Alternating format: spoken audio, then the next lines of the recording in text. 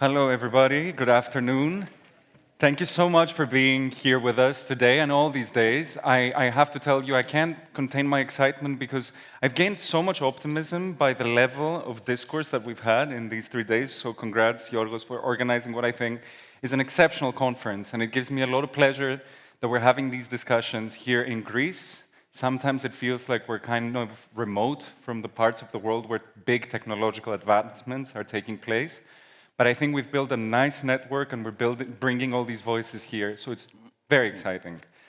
What I always say as a journalist to both those that are techno-optimists and think that technology is going to bring solutions to every problem, but also those that are kind of technophobes, is that every kind of technology is neutral. At the end of the day, it's what we make of it that's going to determine whether we reap its benefits or whether we fall into the traps and challenges that it can pose. So it really matters when new technological breakthroughs come about, how we talk about these things, how we perceive them, how they sort of escape from the ivory towers of Silicon Valley and they enter the words of policymaking, of industry, of education, and become part of our everyday life. So I think it's very fitting that for our last panel, we're going to be talking about public discourse in the age of generative AI. And I think we have curated an exceptional panel for this discussion. I'm very honored to be joined by Stathis Kalyvas, Gladstone Professor at Oxford University. Stathis, it's great to have you here. Thank you.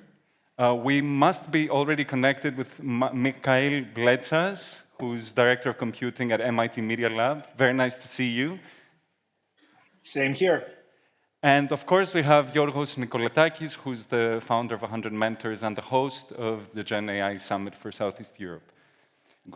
It's a great pleasure to have you all here. I mean, we have an incredible social scientist, an incredible computer mind, an innovative entrepreneur that has done things with generative AI, and as always, a journalist that just shows up and just, steals the glory of the party, but hopefully asks the right questions, which is a very important skill in the age of generative AI. So let me begin by this. There's been a lot of hype around Gen AI since last year, and oftentimes with big technological breakthroughs, there's a lot of hype, so we're all trying to determine what does this really mean for the course of history? So Stathis, I'm going to ask you first, how do you think this breakthrough sort of compares to the history of other big technological or industrial breakthroughs? And to put Greece into this equation, what sort of geopolitical shifts could something like this bring, and where could Greece fit in that picture? So on the first question, I would say that my answer is I don't know. It's not clear whether there has been a uniform reaction to big technological changes in the past. You can see very often, as you said, a lot of hype. Sometimes this hype is materialized, becomes reality. Sometimes it becomes reality in a different way than was expected initially, and other times it doesn't, really. And we tend to forget of the duds, if you want. The one, speaking not as a social scientist, but from personal experience, I was there when the internet was created. Mm-hmm. I would say it sounded like, email was a great application, but I didn't think it was going to produce anything more than that. And it ended up producing a lot of changes. One thing that it is possible to say is that those changes are not linear. Right. They're the results of very often very chaotic processes. If I were to tell you, say in 1999, that the internet was going to contribute to the rise of rents in Athens, you would have looked at me as if I told you something very strange, because there are so many steps in between those two things. So it's very difficult to actually say something that's very clear. Probably Michalis, who is much more connected with the process, will have some advanced information. But I would say, in general, looking at it from the outside, I have the tendency to be skeptical of the hype. Mm-hmm. That is my sort of initial reaction. But, it looks like this is a kind of development that is going to have pretty important implications in a variety of different fields. What are they going to be? Very tough to say. Remains to be seen. Yeah. So, Michalis, I guess now this leads us to you, as you've been in the MIT Media Lab, if I'm not mistaken, since 1996. So I'm sure you've seen a lot of other technological breakthroughs. So you must have a frame of reference here. How does this revolution with generative AI compare to these past breakthroughs? And do you think are some of the first challenges and opportunities that this revolution seems to be creating globally? First of all, we can see a lot of parallels with other revolutions in technology. We can see a lot of parallels with past industrial revolutions. However, there are some very important differences. First of all, we are living in a much more interconnected world. When you have so much connectivity, the system becomes very chaotic. To put a different perspective in what Stathis said, you have a lot more factors affecting the outcomes. That's why it's becoming a lot more difficult to predict the outcomes a few years down the road. We definitely know that there is a lot of hype, and there are some reasons for that hype, and I will get to that. But also, we know that this is for real. This has the potential to change a lot of activity, a lot of human activity, because it complements humans in ways that it was not possible before. I would say that the main difference, what has happened with lately with AI, with machine learning and generative AI, is the fact that we have moved from mathematical logic. Most of AI before the current age, the boom in the current age, had to do with mathematical logic. And as such, it was easy to explain. And there is a funny thing about AI intelligence.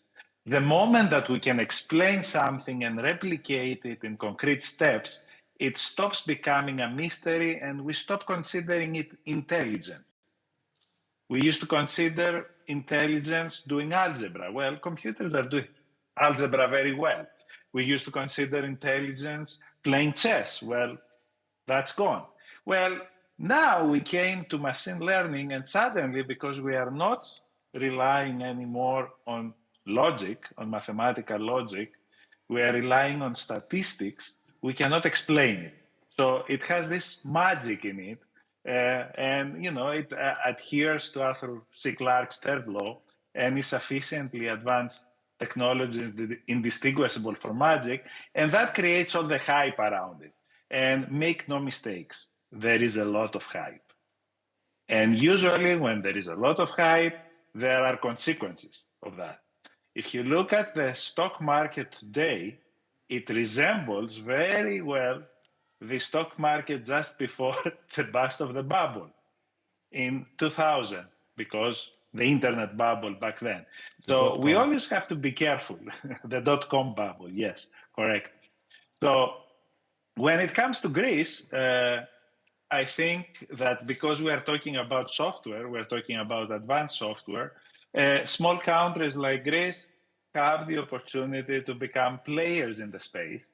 However, I don't see that scenario emerging at this point. If you look at Greece's making of the GDP, what contributes to the GDP, that making hasn't really changed a lot since 2009. It's about the same if you look at the percentages. And we definitely have to do something about that in order to ride this wave. That's right. I think something very interesting you said that I thought about last year when ChatGPT first became publicly accessible is that AI, from something that sounded very complex and remote from the reality of the everyday person, became a tool that the everyday person could use. So I think, and that's what's generated a lot of the excitement, right? We all got to play with it. We all got to play with other tools like Midjourney. So suddenly it's something that we started to see. So what do you do with it? So what I do as a journalist, I will say, and I kind of want to break the sort of stereotype that it's something not to be used with content generation. I do use it when I have writer's block. I never copy what it gives me back as it is, but it does give me, especially if I'm doing, and apologies if we have any sponsors here, but if I'm doing native content or more advertorial content, sometimes it's very difficult to get through the writer's block. So I throw a question at ChatGPT, it gives me some different ways I could phrase things, and then I take it and paraphrase it. So it helps me get over writer's block. And then I also like to use it to help me get better questions for interviews at times. So I give it the bio of a speaker that I'm about to interview. I give it the questions I wanted to ask, and it gives me different variations depending on what you want to emphasize. These are just a couple of ways, but I think it's all about the synergy, right? It's really about not forgetting that there needs to be a human element on top of whatever you give the machine.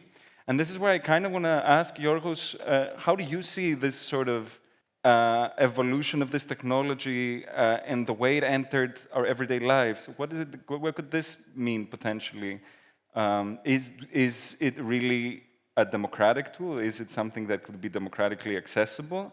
And what are the sort of skills that we need to develop in society so that people can use it responsibly? Okay, that's a big question for somebody who, I'm a technologist. So first of all, I want to make clear that I'm here to learn, to hear, so that we, build products that are not going to be monsters after 2 or 3 years, like what happened with social media, that had a tremendous potential for democratization of the, sharing opinions. A lot of people spoke about direct democracy tools, and all of a sudden we couldn't handle it.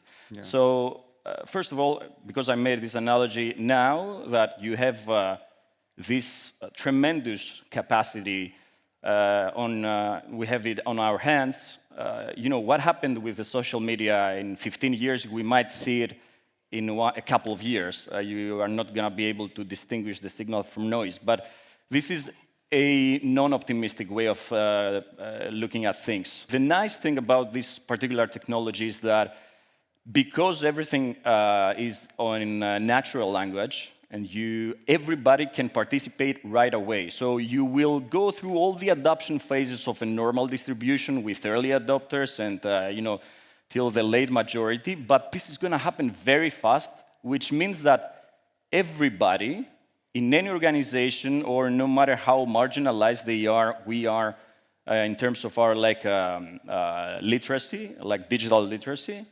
we will get our hands dirty. And let me also say that a lot of iconic figures are predicting that in 2 to 3 years, everybody's going to have their personal AI assistant. And all the brands and governments and institutions and NGOs and artists are going to be represented by an AI assistant who is going to be helping us to make sense of the world, who is going to be helping us organize, prioritize. It's going to be like a chief of staff, basically. And I don't know whether this is like a sci-fi scenario, but the thing is that before we make this conversation, for example, my AI assistant is going to be discussing with your AI assistants to make a fast prototyping, like what you said before, of questions or of ideas that are good to discuss based on our bios. And we will come together to just cover the last 15-20% of a workflow that says, how do you make a panel engaging for this audience, for example. So I just wanted to showcase an example of what we are predicting that is going to happen. A lot of figures like Mustafa Suleyman or Sam Altman are talking about these scenarios, and I wanted to put this on this stage. Our responsibility, since you are asking about my standpoint, is that we are listening to people who are not,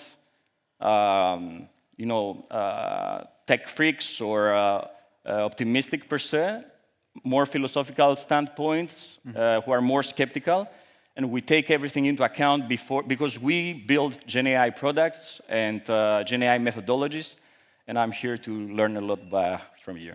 So can I ask a couple of questions?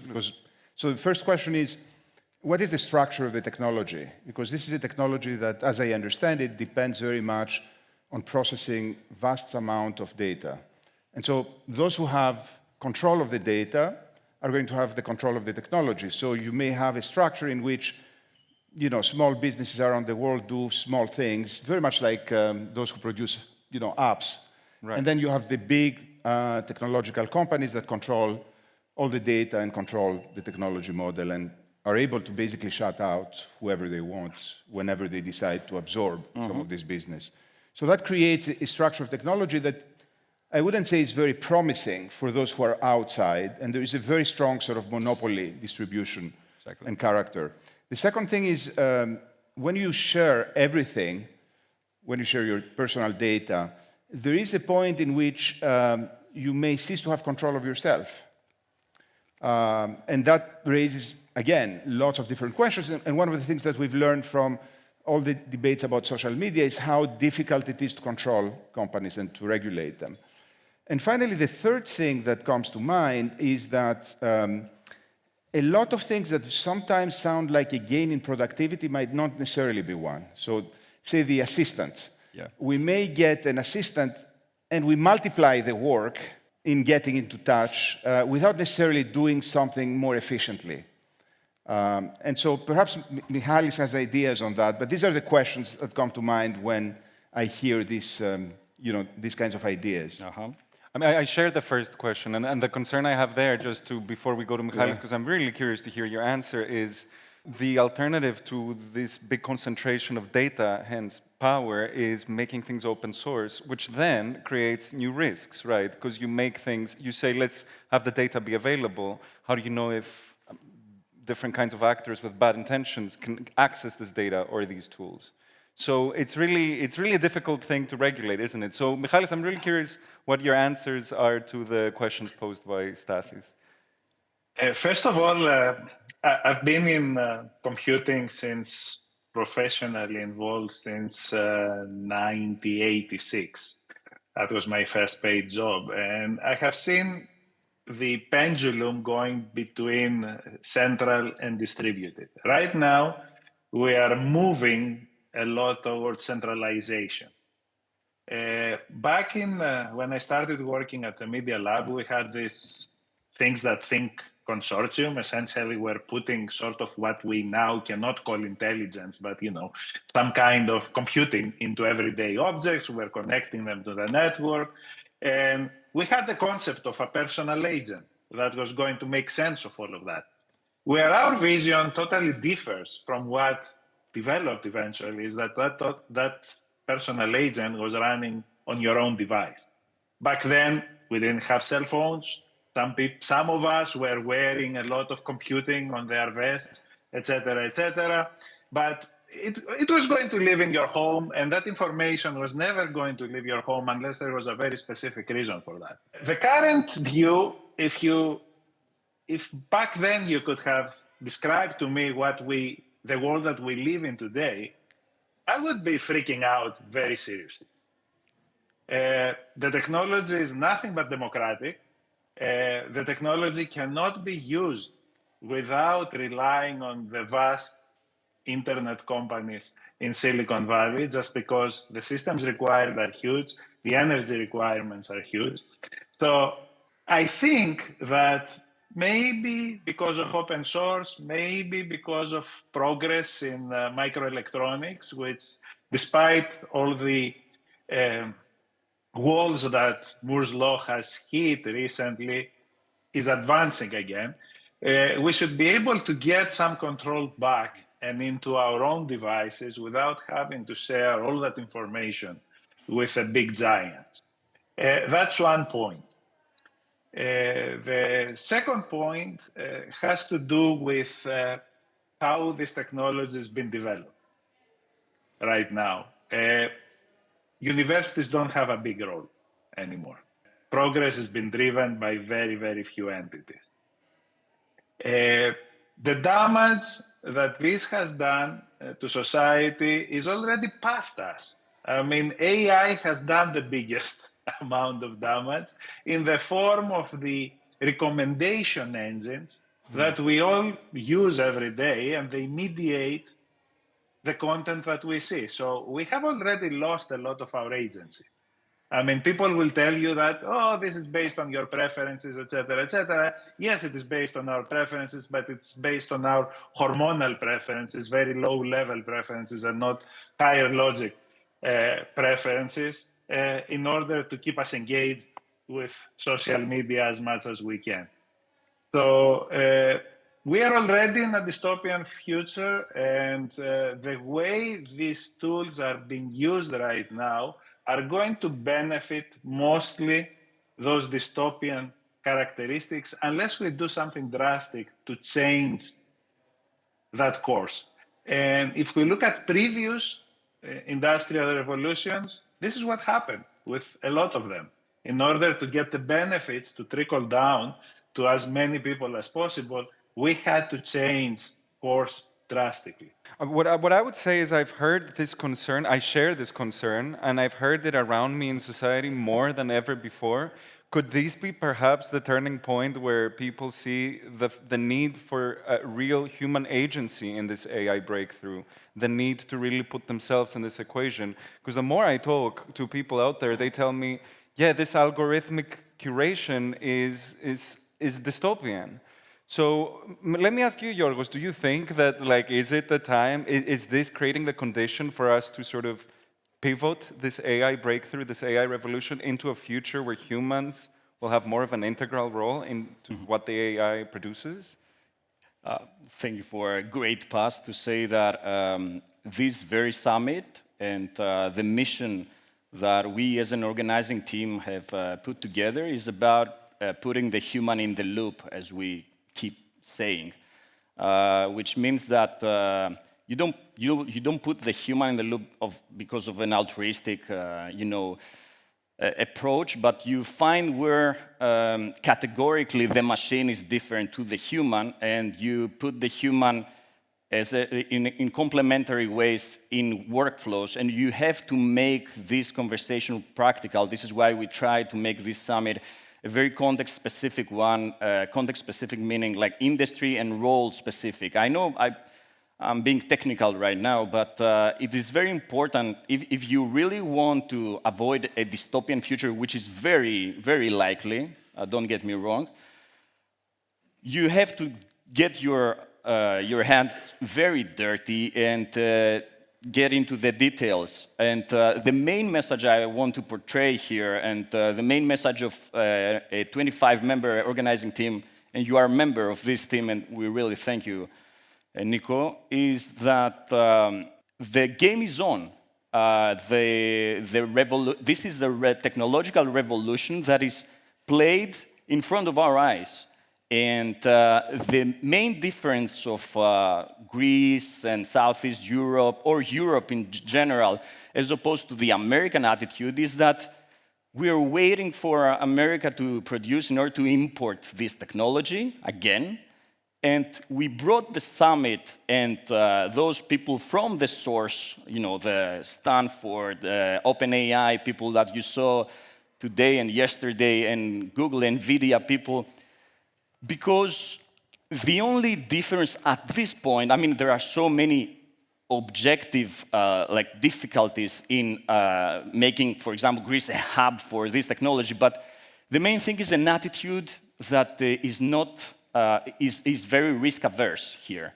This technological revolution is about how everybody of us in this room and in our communities, start trying this technology in a natural language. That the main revolutionary element of this is that is in natural language. So in previous technological revolutions, you had to have a technologist that knows the tools very well. And now prompting is about how you communicate, the soft skills, and what you said, Niko, about making very good questions.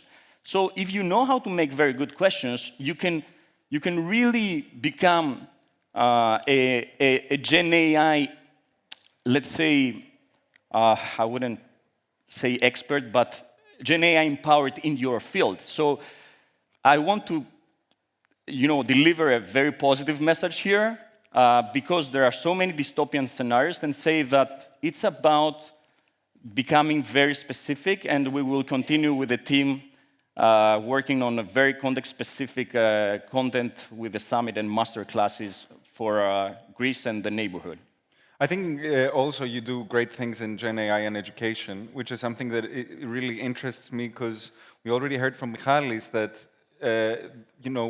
things would be better if education was more embedded in this GenAI discourse and the development of this technology. Let me ask you, Stathis, how, since you are, you're deep in education, how have you seen generative AI used so far? I'm sure that a lot of it will be about, using it for assignments and stuff, but also how can we envision the use of such a tool for the study of different things, including history, which is, what you focus on? Well, it's certainly, I would say, obviously, it's a way to get, better and more data, provided you know what kind of data you're looking at, which is always the question. Right. One of the problems with this technology, I think, is the fact that it generates a sort of conformism. It leads people to ask the same questions using the same data. But innovation only happens if you ask different questions. And so the problem is how do you get around that kind of tendency? Another issue is how do we test students? Yeah. Certainly, in a world in which information is there for the taking, all you need is to turn on your computer or your phone. This has no value. Getting information is valueless. What is valuable then? The first is to figure out what kind of information you need and for what. Asking the right questions. And that you cannot learn through AI. You have to learn from the outside. Yeah. And the second thing is how can we structure instruction to take advantage of this resource so that we don't just replicate it. That's not an easy question to answer. I haven't seen any good answer. But certainly it forces us to think about what critical thinking is in a more profound, in a deeper way. It also forces us to reassess what we used to call liberal arts education, which is the education that doesn't give you a specific skill. It gives you the ability to use information in order to figure out how to solve problems. So in that respect, I think, and it's interesting that one of the jobs that seems to be very threatened by the advent of AI is precisely coding, computer coding. So, that's positive because, a lot of routine jobs, which was memorizing information, if you think about the Greek education system, is based on the idea of memorizing information. It corresponds to a world in which information was scarce. And you didn't have any way to store it and retrieve it. Therefore, you had to keep it in your mind. That was the criterion for being able to operate. Now you have to move to a different world. In a way, Greece is so much behind that we can perhaps leapfrog. Yeah. But, I don't really get the sense yet that people have realized how much behind we are. So how big of the leap, the leap has to be? We're still operating in the world of scarcity of data, scarcity of information, and therefore everything that we teach in Greece is based on how to get and store information. Yeah. I think the idea of a world where there's overabundance of information from a journalist's point of view, on the one hand, is very exciting, and on the other hand, it's very scary because... everyone has access to the same information you have. First of all, for the employment, it's scary, because then, what's your role? But as an arbitrator of truth, it becomes very hard to then decipher what the truth really is, right? I saw recently the incredible prototypes of text-to-video generation that OpenAI is about to launch. And I was simultaneously super excited and super scared because, that a very advanced video, this is something that even the best, most fact-obsessed journalist can fall for. So I want to turn to you, Michalis. You have a lot of experience in both network security and disinformation operations. So what sort of risks do you see this technology creating? But also, how could we possibly build robust tools to counter those potential threats? Nico, I will step back a little bit and continue on the previous theme a little bit. There are already studies out of MIT that show that these generative AI tools can help, mediocre or, average workers, knowledge workers become better, much better. And they cannot really help the really good ones. So they can help me make a movie, but definitely that is not going to turn me into Spielberg. So we see that pattern a lot, and that's a very hopeful pattern. In order to be able to do that, you need to incorporate those tools very early on into your educational system. And I have seen many, many examples. We have a lot of research activity at the Media Lab, but we don't have to go that far. If you're going to stay in the general Greek space, there is a very, very good teacher in Cyprus called Alexandros Kofteros, who already has a book out, who he distributes freely, about what he does with AI in his classroom in elementary school. So we really need to start experimenting a little bit, because people have to understand what these tools can and cannot do so that they can use them productively. And I have really high hopes that if we use it properly and if we put the right incentives in place, GenAI can actually act as an equalizer and as a reducer of inequality, as opposed to what happens right now, that technology is acting as an amplifier, and then that amplifies inequality too. Going to your question, I'm very concerned about fakes in general. Fakes are becoming better and better. And in combination with social media, we have the perfect distribution mechanism for them so that they can have maximum effect. So I'm not concerned about future dystopian scenarios. I live in a dystopia right now. And in the year that, half the planet is voting, this is something very serious. On the cybersecurity front, I'm not worrying as much about that. Yes, you can have automated attack scenarios. You can use GenAI, though, to create scenarios to train people. So that's a very nice application, focusing on the creative character of the technology. We can play scenarios. You can create training data very easily. We have already seen the first examples of what the other side can do. I don't know if you read that scenario where somebody was drawn into supposedly a bank meeting with a lot of actors in the Zoom call, and essentially was forced to persuaded to transfer a few $1 million to these guys. So we see those scenarios playing on the phone right now in Greece very often. We're going to see them becoming much, much better. And that is what scares me a lot. Not as much the automated character of cybersecurity attacks, the ones that I'm dealing with on a daily basis at the Media Lab, as much as the more social engineering aids that generative AI provides to those actors to become a lot more persuasive. Right, I echo some of those concerns as well, I must say. Yiorgo, I think I would really like to close the discussion part with you, because I want to take questions from the audience, and we're pressured with time. And this is the second GenAI Summit. I've seen it grow from last year. I've seen it become much more extroverted, and I've really seen you build connections between Greece and the outside world, leveraging a lot of Greece's brain drain generation that has gone outside and done tremendous things. So I want to end with a note of optimism, because what you have created has been very, has been cause for optimism.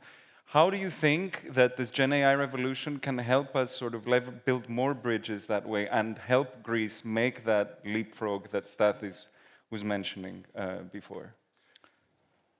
Well, I'll leave the big answer to people like Stathis and Michail Bletsas, who are like leading figures in viewing things from a bird's eye view. The only thing that I want to share is that you know, we brought together. Essentially, this is what we did. We facilitated the coming together of 25 young professionals who come from the source of the ones who build the large and smaller language models, and also the ones who do the original research at top universities, to also leverage what is going on in the country, and by bringing them together in an environment, in a condition where they will share primarily failures and lessons learned and trial and errors, rather than, you know, present themselves as authenticity, let's say. This is the main attitude that we wanted to bring back to the region. And this is something we realized that it's missing from other countries. So this is why you saw delegations from so many other countries, or like earlier on this stage, we had Qatar Foundation, we had from Balkans countries, from all over Europe, or people from Japan coming for this particular event. Exactly because this is such a technological breakthrough that sometimes violently can change also mindsets that are well established in our DNA, you know? So we saw it as a chance to make it happen, and I think we have the first steps. We are taking the first steps so that we diffuse a more risky approach into like trying to learn the new capabilities and try the new tools ourselves in our everyday lives. The last thing I want to say is that I'm more thrilled about this particular day, the third day of the event, because it was dedicated to education. And the fact that I saw our public sector teachers, educators, putting on front the skill to ask better questions and building resilience as the first and foremost two things that we need to educate our children, essentially, makes me super optimistic. So this is my optimistic message that I want to leave you with. And this is one of the most difficult skills. Yeah. Resilience. Asking the right question. And asking the right question, absolutely. I'll leave it to the professionals. Thank you, Niko, for this. And I'm feeling bad that I took a lot of time from Stathis, and I would like to, we would like to have more questions towards Stathis and Michalis, who are, it's amazing that we have them here. No, I think we do have some time to ask some questions. I will echo your sentiment that the implications of this technology are endless.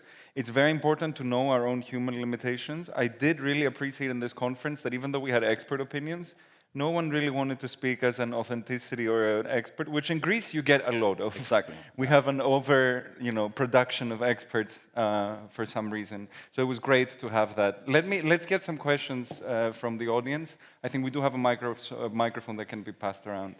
Yes, please, the woman in the front. Hello, Michail. This is Anna Stefanidou. Hi, Anna. I share your. I don't see you, but I recognize your voice. You recognize my voice, yeah. Thank you for voicing the dystopian concerns.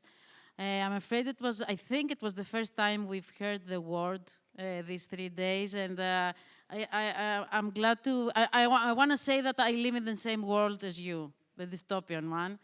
I'm sorry, it's just all of this scares me a lot. I was planning to say a lot, like my previous questions here, but I think I'll stick to a question to the Stathis, right? Do you guys think people are happier now with all this technology after the social media pandemic and the AI pandemic that's coming ahead of us? Do you feel that people are happier now, typing prompts to figure out what's right and what's wrong, or were they happier before when they were in the library looking for books and answers? It's a very good question. I think people, I'll use the metaphor of food. People need food to survive, but also people have been geared by evolution to overeat if there is a lot of food in front of them. And when you overeat is not good for you. So you're not happy if you overeat. So the question is, how do you regulate your food intake? And it's not easy, precisely because, in a sense, all this machinery has been built to force us to overeat, both in the realm of food, but also in the metaphoric realm of digital tools and other facilitators.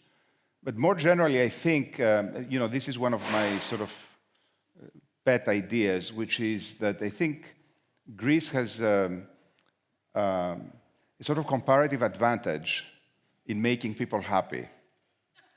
And so what we should do as a country, I think, in the future is, of course, to do what we need to do in order not to be left completely behind. But our main comparative advantage is to specialize on giving people who have been burned out by the overuse of those technologies the ability to recover. Can I say, I see can I say Michail is something? nodding incessantly in the background, so I'm sure you agree. If there is one finding in many studies, for example, in psychology about mental health issues, but also issues of problems, social problems and psychological problems that people face, it seems that one of the best predictors is loneliness. Where you have a lot of loneliness, which means limited human contact, people become very unhappy. What Greece does is it counteracts that. We still have not lost the ability to connect. In fact, we met in a coffee shop. We didn't meet through any sophisticated AI tool, right? Exactly. So there is, I think, something to be learned about forging, I think, a middle course between adopting everything just because it's new or rejecting everything just because it's new. There is, I think, a possibility to select the kinds of things that we want to use and also think productively of what we can do to complement the failures of those tools and those technologies. But who is we? And if you're talking about 18-year-old kids or 15-year-old kids, can they regulate anything of all that? Well, we certainly cannot provide individualized solutions. When we say we, my sort of imagined community is Greeks. Okay. The country. I mean, there is a possibility to think about where we want to be. It's not something that is, again, a linear process, but certainly it's something worth reflecting on and making the moves if there is enough of a need to move in the directions in which we can take advantage of those particular comparative advantages. Thank you so much. I think I will use the time for one more question at least. I'm Diamantis Bidjilekis from Anatolia. So we see artificial intelligence is expanding and taking place in all aspects of education. The question is, because Greece is some kind of reluctant to change, there is what we call inertia in physics. How would you evaluate or even mark Greece, Europe, and the United States regarding the progress, adaptation, and future possibilities regarding GenAI? Thank you. Michalis, would you like to the US creates at this point in time, and the EU tries to regulate mostly. Although you see things coming out of the EU, Mistral in France, for example. However, when it comes to education, I can speak about the US and I can speak about Greece. The US, you cannot talk about it as a whole. It has 22,000 different ministries of education. Every educational district pretty much have freedom to teach whatever they feel is important. In Greece, you have the public school system, and then you have schools like Anatolia, who can actually help a lot by, pushing the limits a little bit and becoming, an experiment themselves. And I think that's the main value of having private schools for the whole educational system. We need to teach media literacy from K, not from grade 1. Yeah. We have to start very early. If we have to learn something, is that when you live in a sea of information, you have to be able to pick and choose. Not only to ask the right question, which is the first step, but to also evaluate information for its validity. And it's not that hard, but you need to instill the need for that and to develop that skill very, very early on. And we don't do it. We sort of think, oh, the kids are going to get attracted to the screen and they're not going to pay attention to us. And so we ban all the use of technology very early on. So media literacy. Forget, don't call it AI. AI makes media literacy even more important because of the content that you can create right now. So that's number one. And I would like to see it practiced much more in Greek schools. I think this is the one thing that the Greek government can do for the future of the country at the educational. Thank you. I completely agree, by the way, because we talk a lot about how we solve disinformation and fake news, and there's a lot of fact-checking tools. There's a lot of let's censor what we think is wrong. But I think only if you empower the readers from a young age to be literate and to understand, this is how you can really solve the problem. I've been given the chance to have more questions by the audience because this is going really well. So if there's more questions, please raise your hands and we'll pass around the microphone. Why don't we go to the gentleman next to the previous question, since you're already there? Perhaps we can take a couple of questions together. Yes, let's do that. Yeah. Let's take Let's three do that. questions from the audience. Θα μπορούσα να μιλήσω στα ελληνικά, υπάρχει πρόβλημα? Όχι, δεν υπάρχει πρόβλημα. Έχω μία ανησυχία, δηλαδή ωραία όλα αυτά τα εργαλεία, αλλά μήπως είναι επικίνδυνα στα χέρια του εκπαιδευτικού. Δηλαδή εγώ κακός ο εκπαιδευτικός που ζητάω από τα παιδιά μου να κάνουν έρευνα μέσα από την Google και μου βάζουν τη Wikipedia συνέχεια. Και έρχομαι εγώ, του βάζω 18 και 20. Πώς θα έρθω αύριο και θα τους πω, ξέρετε, αφήνουμε αυτό το εργαλείο και πάμε σε ένα καινούριο, πιο φανταχτερό, το ChatGPT. Δηλαδή αυτό δεν είναι το ανάλογο ότι βλέπω το γιο μου δεν μπορεί να οδηγήσει σωστά το φιατάκι και του λέω «Ας το αγόρι μου πάρε τη Ferrari του μπαμπά». Εγώ, κακός ο παιδαγωγός που κάνω ένα σχέδιο μαθήματος και σε 4 ώρες υποτίθεται καλλιεργώ 8 δεξιότητες και περιμένω 8 προσδοκόμενα και το στέλνω σε ένα συνέδριο και γίνεται δεκτό αυτό το πράγμα. Πώς θα έρθω να φτιάξω ένα σχέδιο μαθήματος όπου θα εισάγω όλα αυτά τα εργαλεία. Και ένα τελικό συμπέρασμα που μου από όλη αυτή τη σκέψη μου έρχεται είναι το εξής, ότι νομίζω ότι η τεχνολογία δεν είναι τόσο σημαντική. Δηλαδή, νομίζω ότι πλέον η τεχνολογία είναι τόσο δυνατή που μας αναγκάζει να υλοποιήσουμε και πρέπει να το κάνουμε, εκεί θα πρέπει να εστιάσουμε, αυτά τα οποία μας λένε ουσιαστικά οι ψυχολόγοι από τη δεκαετία του 60. Δηλαδή, δεν έχει αλλάξει κάτι ουσιαστικά και ειδικά στην Ελλάδα πρέπει να κάνουμε αυτό το πράγμα που πεισματικά δεν το κάνουμε και το κρύβουμε κάτω από το χαλάκι. Αυτό και την άποψή σας. Ευχαριστούμε πολύ. I'm going to ask for the response to be in English just for the purposes of inclusivity. Let's take 2 more questions. Hello. I would like to ask if there is any chance that we can collaborate with GenAI and also some type of blockchain in order to create, let's say, something more independent and not need the Silicon Valley or any big companies to do the processing and stuff like that. And if this happens, does it create more problems or it does create more democratic system, let's say? All right, thank you. Good questions. And we have a question on this side of the audience. I love that you brought another hype into the discussion, but I think we had to also include blockchain. Hello, can I ask if there are any ethical considerations for GenAI right now, and what would be the ethical considerations that you see in the near future? Thank you.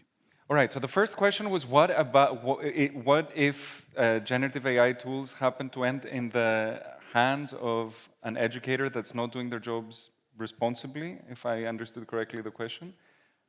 Who wants to answer? I can take a first stab. Well, I heard that if you use Wikipedia as your source, you get a very good grade. And that's the problem. That's a bad educator. If they do that, I mean, Wikipedia should be the starting point, and you should really go to the references. You should really teach the kids how to really go to the source of information, of authoritative information, to the extent that that's possible. So if you have a bad educator, ChatGPT or not, you're not going to do a very good job because you're not going to give good instruction to the kids. And the educator is not there anymore to transfer knowledge that has died a long time ago. The educator is there to steer the kids towards the right directions and to instill good methodologies in them. As Stathis mentioned earlier, I think that AI in general, the recent boom in AI, especially GenAI, is has been the best booster for humanistic studies, because that's where machines lack and humans excel. And those are the things that we should be looking to cultivate in the minds of kids. Any other comments from you before we move to the next question? Okay. I couldn't agree more. Teachers and educators are becoming facilitators. The answers are out there. Children are way better than us in searching and finding answers. So I cannot be more obsessed of the skill to ask better questions. Of course, Michalis put the validation of the answers. No question about that. So yeah, if we see ourselves as facilitators, we might find good answers. And this is why we have to change the way we teach and we assess. Excellent. So second question was whether the use of blockchain technology can help improve generative AI. Who wants to take this? Because I can't say that I've read a lot about blockchain. I've played with crypto. I still can't say that I understand what its potential application in this field could be. So, Michalis, we're all looking at you, by the way. Okay. Well, blockchain is a very, very, very interesting technology that still is looking for applications. I mean, crypto didn't really solve any real problems that we haven't solved in other ways. The potential is there because, banks, for example, are looking very seriously at it because they don't want to be disintermediated. But overall, it hasn't shown any really important applications yet. The hope is that you can create a decentralized internet, that everybody is going to be the master of their own data, etc., etc. It's not anywhere close yet. We still need some centralization. There is value in centralization, especially there is value when there is not a lot of expertise to go around. Not everybody can run their own data centers in their homes to keep control of all of their information. That's the value of centralized platforms. That's why it's very hard to move away from them. GenAI right now is a very centralized application because simply you cannot train those big models without vast amounts of data and vast amounts of computational resources. So when we get into the point where these models can be trained by we don't know what entities, because if we're talking about the current entities, they're not going to be making them available for free to people. But when we get there, that's why open source is important. And with a little bit help from microelectronics, then we can see a future where we can all have our own instances of those, and we can be on complete control of those, and we can fine-tune them to our specific needs. We are not quite there yet, but there is a path to that. Is blockchain playing a role in that? Yes, it plays the role of being able to mediate access to data. And there is a lot of work going on in things called federated learning, how you collect data from everybody in order to do something. And This is particularly important in the areas of health, where generative AI doesn't play too much of a role yet, but AI plays a huge role and can play an even bigger role. One can actually classify, let me correct myself, one can actually classify AlphaFold 2, DeepMind's protein folding predictor as a generative AI tool. So even there you have the potential to have a lot of advancement. And yeah, we are working towards that. There are plenty of forces that are going to slow this down. I will give you a very brief example, and sorry for taking too much time, but recently, Macron, with the Germans, put a lot of limits to open source large models. And the reason for that was because Mistral, the French company that came up with something that's actually quite good and apparently a lot less computationally intensive than the GPT family of LLMs. And you see that all of these companies are becoming less and less open about what they do. But it's a trade secret, and he was trying to protect trade secrets. So we have to push towards the other direction a little bit, I think, if we want to get to that future, a more distributed future. Great. And then the last question we received was about ethics and generative AI. Stathis, do you wanna share some thoughts on that? How important is it that we sort of embed ethics into this whole discussion and the technology? Well, I mean, there's no easy answer. There was all this, the issue with Gemini, the Google thing. In a sense, a lot of our biases and a lot of our anti-bias biases, I'm not sure which are better, get into this process. And this alerts us to the fact that, a few companies basically decide what's good and what's not good in a way that, has the potential, number one, to shape how we think, which is, raises a problem from an authoritarian perspective, but also generate a reaction for right or wrong, which generates polarization. I don't know what the answer is, frankly. It's very difficult when you're striving for objectivity, right, which is what generative AI is supposed to be doing, to come up with something that globally will be accepted. I'm not sure what objectivity means in this particular context. It's different kind of biases. I don't think there is, complete absence of bias. I think it's good to leave us with an open-ended question, particularly because what we said today is that it's good to be thinking about how to ask the right questions. So I will say I share a lot of the thoughts that we heard here today. I think we swung like a pendulum from a lot of excitement to a lot of pessimism, to a lot of optimism, to solutions-oriented mindset, to highlighting the challenges. What this leaves me with is sort of highlighting the importance of the human element in this entire conversation. I think to escape the dystopia, to escape just feeling like we are part of this automation, just typing things into a prompt, we have to think of how we can highlight our role in this revolution.